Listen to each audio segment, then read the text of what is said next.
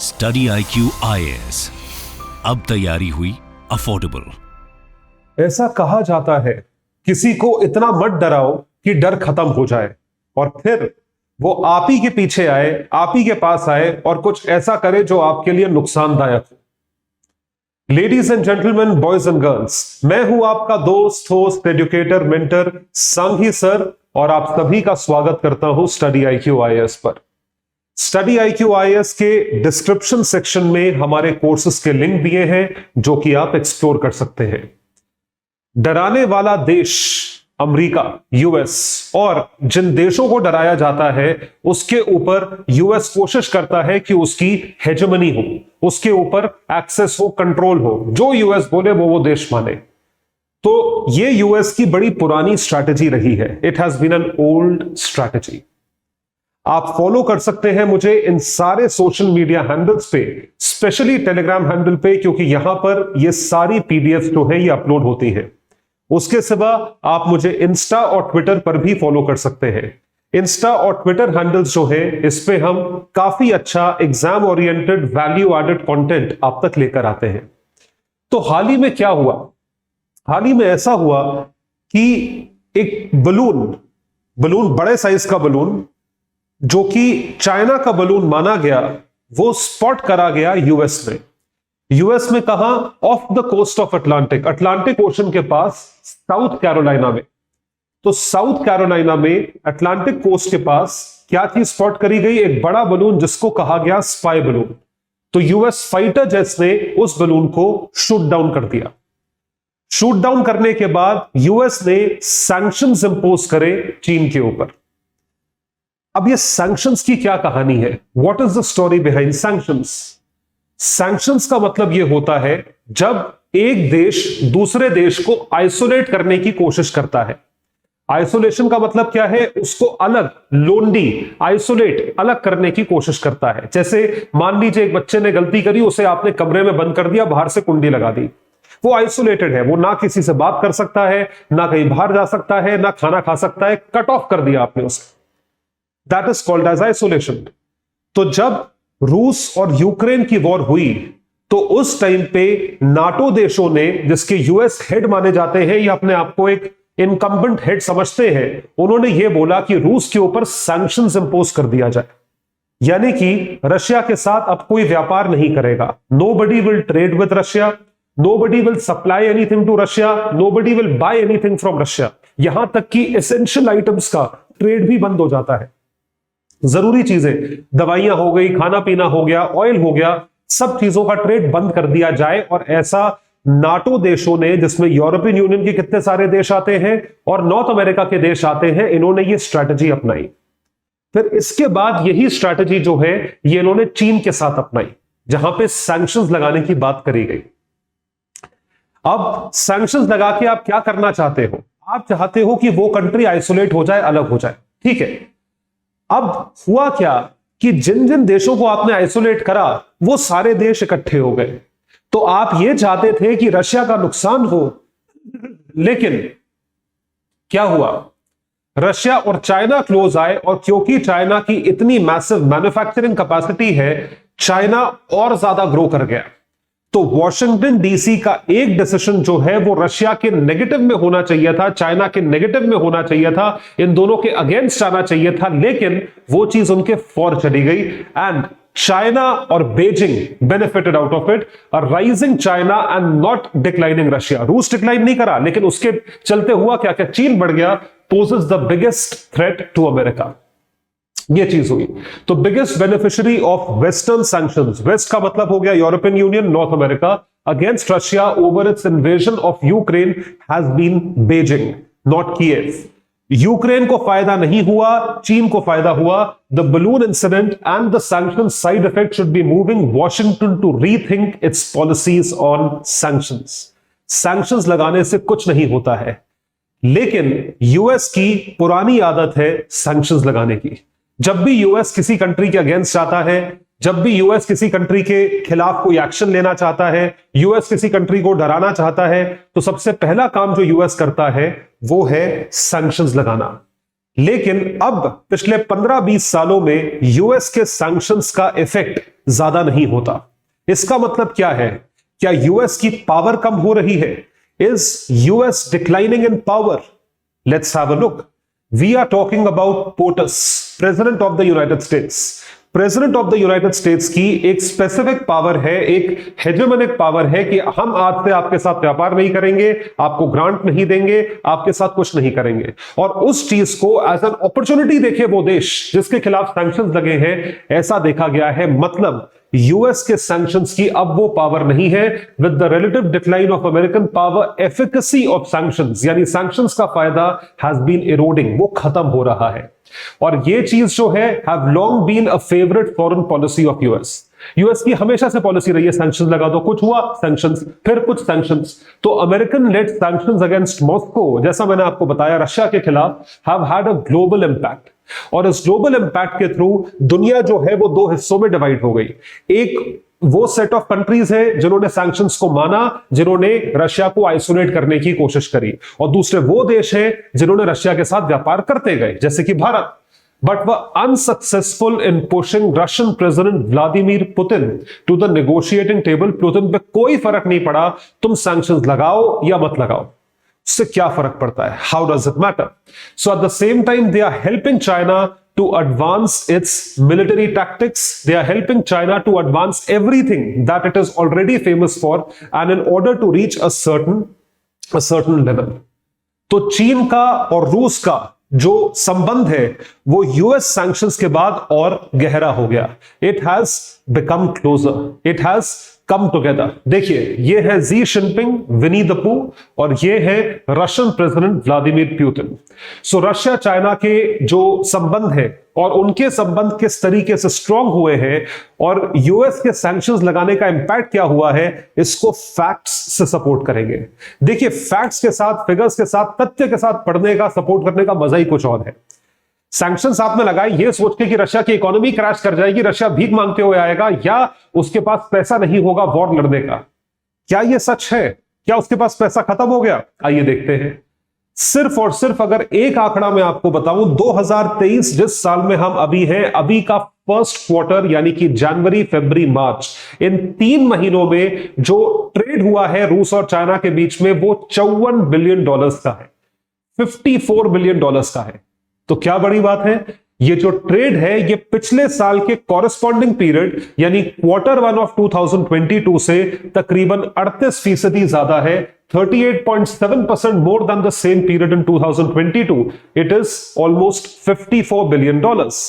और यदि पिछले साल देखा जाए, exports from China to Russia, चीन से रूस तक के एक्सपोर्ट्स, ये भी 47%, मतलब आधे से ज्यादा बढ़ गए हैं। अगर पिछले साल 100 बिलियन का एक्सपोर्ट था, इस साल 150 है। पिछले साल 100 आइटम का एक्सपोर्ट था, इस साल 150 है। It has amounted to $24 billion. The imports from Russia grew to 29, almost $30 billion. आप सोच के देखिए, इतना मैसिव ट्रेड बढ़ रहा है सिर्फ और सिर्फ एक साल के भीतर, यानी एक साल के कंपैरिजन में। यानी कि रशिया और चाइना के ऊपर जिन देशों ने सैंक्शंस लगाया, उन देशों का सैंक्शन रशिया चाइना ने आपस में मिलकर पूरा कर लिया। डराने का कोई फायदा हुआ? Has it led to anything? So if analyzed, the projected trade between both countries will cross $200 billion in 2023। $215 billion होने की संभावना है। इतना मैसिव ट्रेड अगर दो देश आपस में कर रहे हैं, उनको क्या जरूरत है? यूएस कुछ खरीदे ना खरीदे, बाकी लोग कुछ खरीदे ना खरीदे, आपस में ये सक्षम है। और चीन ने सिर्फ और सिर्फ व्यापार में ये सब चीजें नहीं करी, चीन ने डिफेंस टैक्टिक्स, मिलिट्री टैक्टिक्स की चीजें, इक्विपमेंट, ये सारी चीजें भी पहुंचाई है। वो कौन सी चीजें हैं, आइए आपको बताते हैं। Navigation equipment, to navigate properly, war लड़ने के लिए आपको इन चीजों की जरूरत है। उसके बाद है जैमिंग टेक्नोलॉजी, और फाइनली फाइटर जेट के पार्ट्स टू सैंक्शन्ड एंटिटीज। ये सारी चीजें चीन ने रूस को सप्लाई करी है, और ये ग्रेटर एक्सेस दिया है टू रशियन मिलिट्री टेक्नोलॉजी। तो चीन को रशिया से क्या मिला? ग्रेटर मिलिट्री टेक्नोलॉजी, और उन्होंने एक्सचेंज में ये चीजें दी। सो बीइंग नेचुरल कंपेटिटर्स जो है, तो Russia and China have grown closer since US first sanctions, जब रशिया ने क्रीमिया को एनेक्स किया था। Crimea was also a part of Ukraine. ये 2014 की बात है। तो फिर बात आ गई सैंक्शंस के ऊपर। तो जो मैं आपको समझाने की कोशिश कर रहा हूं वो है सैंक्शंस लगाने से कोई फर्क नहीं पड़ता है किसी को, कोई नोबडी इज बॉदर्ड। यूएस के सैंक्शंस लगे और उस चीज में आपने यू डिड नॉट पे टू हूट्स, आपको कोई फर्क नहीं पड़ा। आपने कहा कि सैंक्शन लगाता हो, भाड़ में जाए, हम अपने आप कर लेंगे। और ये हिस्ट्री है यूएस की सैंक्शंस लगाने की। लेकिन कौन से देश गिवन करते हैं और किन देशों पे सैंक्शंस लगाने के बाद कोई फर्क नहीं पड़ा, उसकी लिस्ट आपके सामने है। It is in front of you. So US-led sanctions have failed to change the behavior of other countries. जो दूसरे देशों का behavior है वो change हुआ है, including North Korea, Myanmar, Iran, Cuba, Syria, Venezuela. इन सारे केसेस में इन पे कोई बहुत ज्यादा फर्क नहीं पड़ा। Penalties have only reinforced the regime's renegade behavior. कैसे बिहेवियर और चेंज हो गया, मतलब वो और स्ट्रांग हो गए। यूएस का लोग वीक हो जाएंगे लेकिन और स्ट्रांग हो गए। इसका सबसे बड़ा एग्जांपल है ईरान। ईरान ने अपना nuclear experiment, nuclear power test आज तक बंद नहीं करा है। It is still on to it. US JCPOA sign कर ले, एनपीटी के लिए घुस जाए, सैंक्शंस लगा दे, ईरान से तेल मत खरीदो, ये मत करो, वो मत करो, but Iran is unfazed. Iran is not fazed about the sanctions by the US. Iran अपना मस्त तरीके से जो है वो पूरा काम कर रहा है. It is doing what it likes. So we are talking about their nuclear experiment and the advances made in that, missile and drone programs. So facing some of the harshest sanctions by the US and its allies have ever imposed. उसके बाद भी ये पीछे नहीं हटा. Iranian drones बहुत popular है. Defence technology, Iranian drones are very very popular. Same goes with north Korea. वो किम जोंग उन की शक्ल आपके दिमाग में अगर आ रही हो तो किम जोंग उनको क्या चीज मिली है? What have they got? उनके पास ड्रोन टेक्नोलॉजी है. तो नॉर्थ कोरिया के ड्रोन साउथ कोरिया पे देखे गए हैं जो कि यूएस एलाय है. तो यूएस ने अपने एलाय के लिए सैंक्शंस इंपोज करे, कोई फर्क नहीं पड़ा उसे, क्योंकि उनके ड्रोन्स जो है वो आते हैं और वो साउथ कोरियन एयर स्पेस में 5 घंटे तक होवर करते रहे. इनके प्रेसिडेंट हाउस के पास तक पहुंच गए थे. इन्होंने शराफत में शूट डाउन नहीं करे. Iranian drones are playing an important role in Russia's bombing campaign in Ukraine. कर लो क्या कर लोगे, आप डरा रहे थे, डरे, ये कोई नहीं डरा. China using sanction in its favour. China के ऊपर आपने एक मुसीबत डाली, उसने उसको अपनी अपॉर्चुनिटी बना ली, अपनी स्ट्रेंथ बना ली. कैसे? चाइना ने सबसे पहले अपनी मैन्युफैक्चरिंग कैपेसिटी पे पिछले 40 साल में बहुत काम करा है. पूरी दुनिया को उसने अपने ऊपर डिपेंडेंट बनाया है. तो मानो या ना मानो, यूएस को चीन के ऊपर डिपेंडेंट रहना पड़ेगा क्योंकि चाइना में मैन्युफैक्चरिंग कैपेसिटी है. तो ट्रेड तो होना ही है. तुम लगा दो पूरा कोविड फैल गया चाइना से, आप कुछ कर पाए? आज की डेट में घूम फिर के वापस कहां जाते हो? चाइना के पास.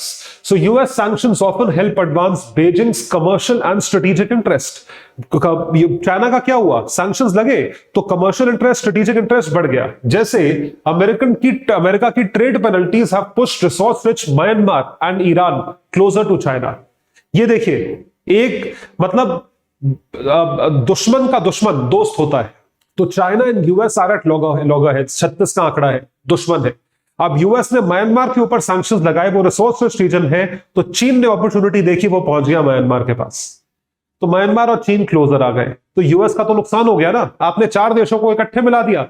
That is something that has happened. China has not only emerged as a top investor in these countries, one belt one road का पार्ट बना लिया म्यांमार को, और उसके सिवा इतना बिलियंस ऑफ डॉलर्स का इन्वेस्टमेंट है कि उसको इंडेट कर लिया, आप अपने ऊपर उधार ज्यादा करवा लिया. Top investor and security partner of Iran. यहां पर भी चाइना घुस गया है, but also has almost cornered Tehran's oil exports at a much discounted price. अब ईरान को जहां से सपोर्ट मिलेगा उसको वो तेल सस्ते में देगा, क्योंकि उनको तो फ्री का तेल पड़ रहा है. अब सोच के देखिए कि एक चीज जो है वो कितना नुकसान कर सकती है. तो यूएस को अपनी ये स्ट्रैटेजी सैंक्शंस लगाने वाली, इससे बचना पड़ेगा. And they should be working on the diplomacy further in a much better manner. उनको अपने डिप्लोमेटिक रिलेशंस और बेटर करने पड़ेंगे, या करने चाहिए, as compared to what they are right now. सिर्फ और सिर्फ कॉर्नर करने से, सैंक्शंस लगाने से नहीं होता है. आइए देखें जिन देशों ने सैंक्शंस लगाए उनका क्या इंपैक्ट हुआ. तो सैंक्शंस लगाने वाले देश प्राइमरीली नॉर्थ अमेरिका, उसमें से यूएस आता है, कनाडा आता है, और यूरोपियन यूनियन. यूरोपियन यूनियन और नॉर्थ अमेरिका, दो जो ऐसे कॉन्टिनेंट्स हैं जहां पे मेजरली सैंक्शंस लगे हैं. उसके सिवा यूके आता है जिन्होंने रूस के ऊपर सैंक्शंस लगाए हैं. लेकिन अब यह कहा जा रहा है European union is bleeding, European union is heading towards a recession. क्यों? आपने सैंक्शंस लगाए और रशिया से आप सारा तेल इंपोर्ट करते थे। ऑयल, ऑयल तो नेसेसिटी है, या तो आपके पास है या नहीं है। अगर आपको खरीदना है तो आपकी सारी पाइपलाइंस, जर्मनी फ्रांस की सारी पाइपलाइंस रशिया से आ रही थी। अब जब आप सैंक्शंस लगाते हो तो आप यहां से नेचुरली ऑयल इंपोर्ट नहीं कर सकते। जब आप ऑयल इंपोर्ट नहीं कर सकते तो आपको उन एरियाज को एक्सप्लोर करना पड़ेगा जिन एरियाज के साथ आपका ट्रेड रूट ऑलरेडी नहीं है, जैसे मिडिल ईस्ट के साथ। अब मिडिल ईस्ट के साथ इनका ट्रेड रूट नहीं है तो मिडिल ईस्ट से तेल इंपोर्ट करना और महंगा पड़ता है, जिस वजह से वही ऑयल जो है डबल ट्रिपल रेट पे यूरोपियन यूनियन में मिल रहा है। और क्योंकि वो इतना महंगा मिल रहा है, इस वजह से वहां की इकोनॉमीज नहीं चल रही है और स्लो डाउन या रिसेशन आने की संभावना है। स्लो डाउन ऑलरेडी कुछ देशों में आ चुका है। स्काई रॉकेटिंग गैस प्राइसेस यानी कि oil prices which are staggering 14 times higher than 2 years ago, 14 गुना ज्यादा है, क्योंकि आप ऐसी जगह से इंपोर्ट कर रहे हो जहां से आपका रूट ही नहीं है, ट्रांसपोर्टेशन महंगा है। Have fuelled inflation and destabilised eurozone financial markets.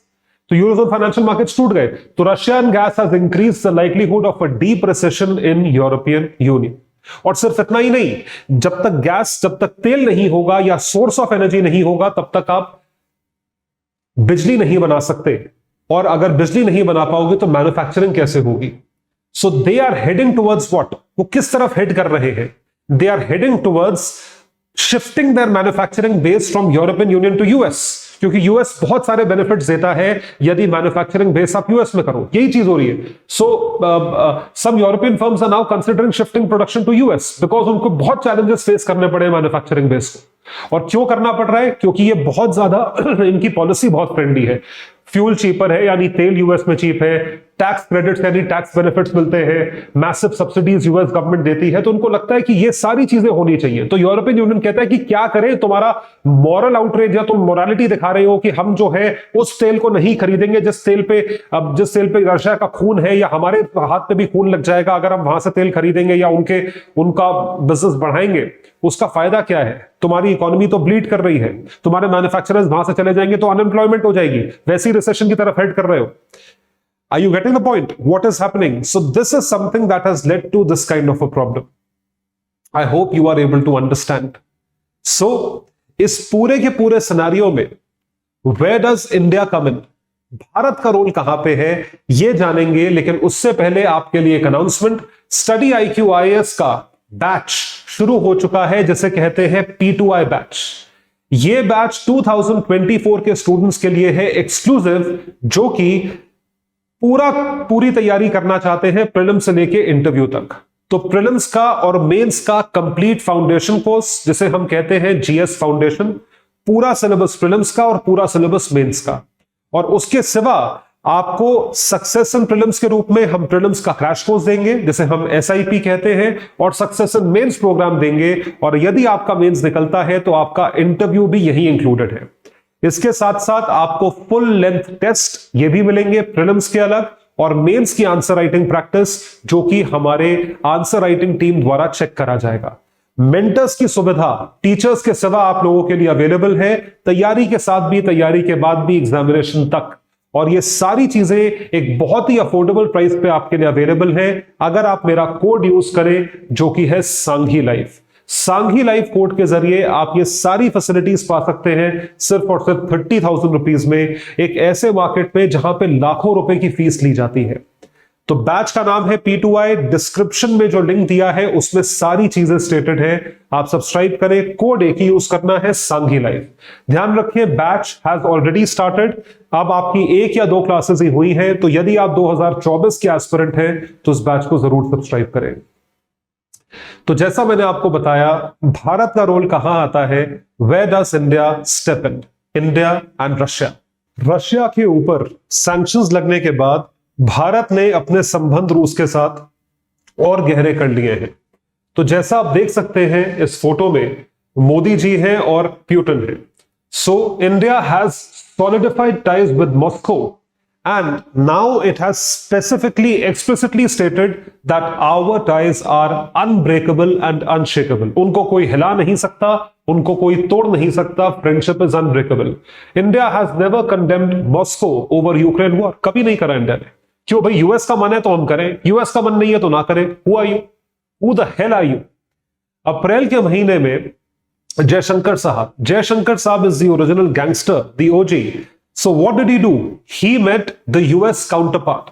ये अपने यूएस काउंटरपार्ट से मिले, जहां पर इन्होंने स्पेसिफिकली ये स्टेट करा, जो यूएस काउंटरपार्ट है, प्रेसिडेंट बाइडेन के जो रिप्रेजेंटेटिव थे, उन्होंने क्या बोला? That they understand India's energy needs and were hoping only that India would not accelerate Indian oil purchases. आप रशिया से और ज्यादा तेल नहीं खरीदोगे, जितना है उतना ठीक है। भारत ने बोला ठीक है, कोई दिक्कत नहीं है। India royally ignored that. तुम्हारे कहने से क्या हो रहा है? हम अपनी अर्थव्यवस्था देखें या तुम्हारी देखें? क्यों? क्योंकि इंडिया जो है वो एक one of the largest and the fastest growing economies है। 2023 की बात हो रही है, और आने वाले टाइम में 2030 तक भारत 5वीं से तीसरी सबसे बड़ी अर्थव्यवस्था बन जाएगी। और तीसरी सबसे बड़ी अर्थव्यवस्था को मेंटेन करने के लिए क्या चाहिए? मैन्युफैक्चरिंग बेस चाहिए, मेक इन इंडिया कैंपेन चाहिए, सारी चीजें यहां पे चाहिए। उसके लिए ऑयल चाहिए। फ्यूल के बिना कोई भी अर्थव्यवस्था कैसे चलेगी? It needs more fuel, we need more to fuel all that growth. क्यों? Because we'll become the third largest economy in the world behind US and China, and we are the fastest growing argument. तो तुम्हारी morality का क्या करें और तुम्हारे कहने पे बात क्यों सुने? But because India has few oil and gas reserves, we have to import oil, and we are getting a pretty good deal. तो जयशंकर साहब ने बहुत अच्छी डील क्रैक करी है, और यूएस के काउंटरपार्ट के कहने के बाद भी इसी साल फरवरी 2023 के महीने में जो गैस इंपोर्ट्स हैं वो तकरीबन 30% से बढ़ चुके हैं। रशियन क्रूड इंपोर्ट्स इन फरवरी अप 28% ओवर जनवरी। तो यहां पर बिल्कुल बर्नॉल मोमेंट है। किसका? यूएस का। तो वो क्या कह रहे हैं कि फ्रॉम रशिया विद लव ना करें, रूस से इतना प्यार ना ले, लेकिन हमने ये बोला कि बॉस हमें अपनी पॉपुलेशन को देखना है, आपकी पॉपुलेशन को नहीं देखना है। आप हमारी पॉपुलेशन का को आके देखोगे, will you have a look at our population? So India's energy needs are satisfied by all these countries, they are supplied to by all these countries, and a major contributor is Russia at 35%. Russia contributes more than 1/3 to Indian energy needs. Followed by that is Iraq. 20% Iraq से आता है, 14% Saudi से आता है, 5.4 US से आता है, 8.8 almost 9% UAE से आता है, और बाकी देशों से 16.4% आता है। और आपको यह बता दूं, रूस से जो तेल आता है वो इस वक्त सबसे सस्ता तेल चल रहा है। क्यों ना खरीदे भाई? क्यों ना खरीदे? सिर्फ इसलिए क्योंकि तुम्हारी ईगो हर्ट हो रही है? तो जयशंकर साहब ने मना करा। जयशंकर साहब ने क्या कहा? जयशंकर साहब जो है ऑस्ट्रिया गए, वियना गए एक समिट में, वहां पे उन्हें डिफेंड करा भारत का stance on Russia Ukraine. Calls out Europe की यूरोप को भी अपना स्टांस रिवर्स करना चाहिए और अपना जो चुप्पी साथ रखी है उसे ठीक करना चाहिए। व्हाट डिड जयशंकर से? जयशंकर ने क्या बोला? ऑस्ट्रिया को यह बोला कि आपकी पर कैपिटा इनकम $60,000 है, इट इज $60,000। $60,000 पे आपको अपने लोगों की इतनी चिंता हो रही है, जहां पे आपको तेल की requirements, import, export, essentials, non essential सब कुछ चाहिए। भारत की पर कैपिटा इनकम तो $2,000 है। क्या हमें सब कुछ नहीं चाहिए होगा अपने देश के लिए? हमारे कंट्री मैन के बारे में कौन सोचेगा? सो 60,000 euros or whatever is your per capita income, you are so caring about your population. Who will care about our population at $2,000? I also need energy and I am not in a position to pay high prices for oil. हमें भी तेल चाहिए और हम ज्यादा दाम क्यों दें? ये किसने बोला? ये आपके ओजी ने बोला। ये है ओरिजिनल गैंगस्टर जयशंकर साहब। ये तस से मस कर देते हैं कंपटीशन को कि आप जबरदस्ती जो है, You can't poke me. You can't keep on poking me unnecessarily. तुम बोलोगे तो तुम्हें वापस दिया जाएगा। Earlier in February, यूएस ने यह चीज एक्सेप्ट करी। अगर भारत रूस से तेल खरीद रहा है और एक सस्ते प्राइस की वजह से खरीद रहा है, तो सिर्फ और सिर्फ ये रीजन नहीं होना चाहिए इंडिया के ऊपर सैंक्शंस इंपोज करने के लिए। ये यूएस का ऑफिशियल स्टेटमेंट है, इनके असिस्टेंट सेक्रेटरी ऑफ स्टेट का for energy resources. We are comfortable with India's approach on Russian oil. US is not looking at sanctioning India for this. बहुत बहुत धन्यवाद। जैसे कि आपने हम पे एहसान कर दिया हो, लेकिन ठीक है, आपको खुशी हो रही है तो हम इस बात के लिए भी कंफर्टेबल हैं। तो ऐसा क्या हुआ?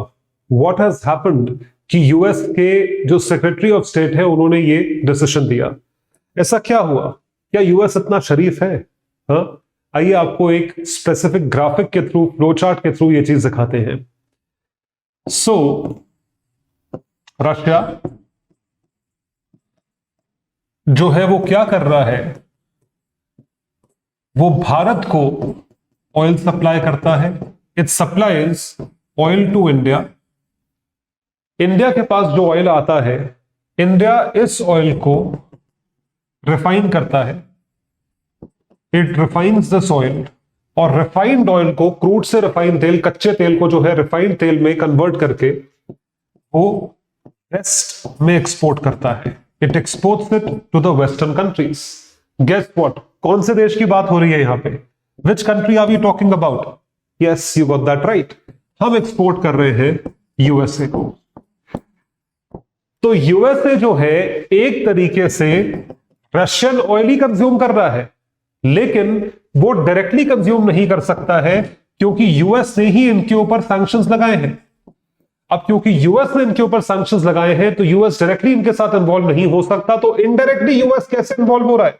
इस प्रोसेस में इन्वॉल्व हो रहा है।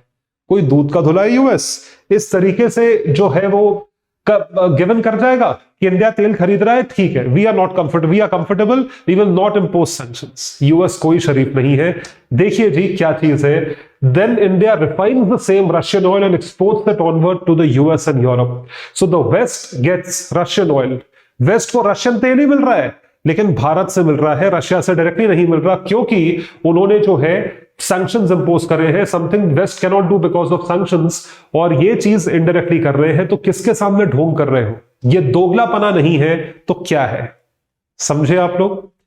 तो अब सवाल ये उठता है, why Russian economy has not been impacted with sanctions?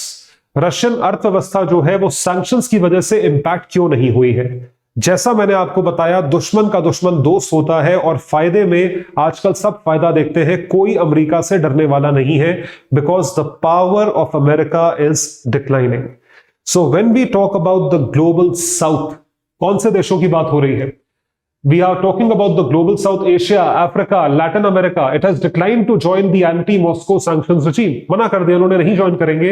इन्होंने क्या करा? एक्टिव पॉलिटिकल और कमर्शियल रिलेशंस रशिया के साथ मेंटेन करे हैं। तो भारत ने रशिया से तेल खरीदा, हमारी नेसेसिटी है, लेकिन बाकी देशों ने भी रशिया के साथ बहुत मैसिव ट्रेड किया है। It is a part of the reason the Russian economy has so far avoided the intended body blows. It also reshaping global trading patterns in ways that might outlast the conflict. ये conflict को outlast कर जाएंगे। So in particular there is demand of dethroning the dollar. तो एक तो हो गया trade कि रशिया की इकोनॉमी नहीं गई, और दूसरी चीज अब जो फोकस है through a new mechanism by the name of vostro and nostro accounts. अब जो है ग्लोबली ट्रेड करने की प्राइमरी करेंसी डॉलर नहीं होगी। काफी देशों ने वॉस्त्रो अकाउंट्स खोल लिए हैं, और वो डॉलर के उतने रिजर्व नहीं रखना चाह रहे हैं जितने वो पहले रखते थे। तो डॉलर जितना मैसिव पूरे ग्लोबल ट्रेड में 50% के आसपास, 50% से थोड़ा सा ज्यादा डॉलर यूज होता है, अब उसको डीथ्रोन करना है और अब अपनी रीजनल करेंसीज लानी है, जिस वजह से ब्रिक्स के सारे देशों ने, पांचों कंट्रीज ने, पांचों हेड्स ऑफ स्टेट ने मिलकर डिसाइड करा कि आने वाले 2-3 महीनों के अंदर एक ब्रिक्स करेंसी नाम की करेंसी लॉन्च करी जाएगी with vast implications for US financial and political leadership down the road. America's aggressive use of sanctions endangers the dollar's reign, and this is what all 5 leaders have decided। ये आपके सामने है पांचों heads of state. BRICS की common currency आने की संभावना बहुत जल्द है। तो अब जो है यूएस की हेजेमनी वो खत्म हो रही है या खत्म हो चुकी है, क्योंकि अब यूएस की बात कोई नहीं सुनता। तो हम क्या कंक्लूड कर सकते हैं इस टॉपिक से? The US should assess whether sanctions is the answer, the right tool for circumstances before imposing them. While the Biden administration often acts in coordination with America's allies, its support does not guarantee the penalty's effectiveness as the West is no longer economically dominant. तुम largest हो गए, हम 5th largest है, China भी one of the largest है, Russia भी है, तो तुम्हारी बात क्यों सुने हर चीज में? So it needs to change और it could accelerate the relative decline of the US. तो क्या कहा था मैंने? इतना मत डराओ कि डर खत्म हो जाए और दूसरा इंसान आपकी वक्त करना छोड़ दे। तो आप ये सारी पीडीएफ पा सकते हैं मेरे टेलीग्राम हैंडल पर, आयुष सांघीज IAS अकेडमी, और इसी के साथ मुझे आप हर सोशल मीडिया पे जरूर फॉलो करें। हम बहुत बढ़िया कंटेंट आप तक लेकर आते हैं। बहुत बहुत नमस्कार। स्टडी IQ IAS, अब तैयारी हुई अफोर्डेबल।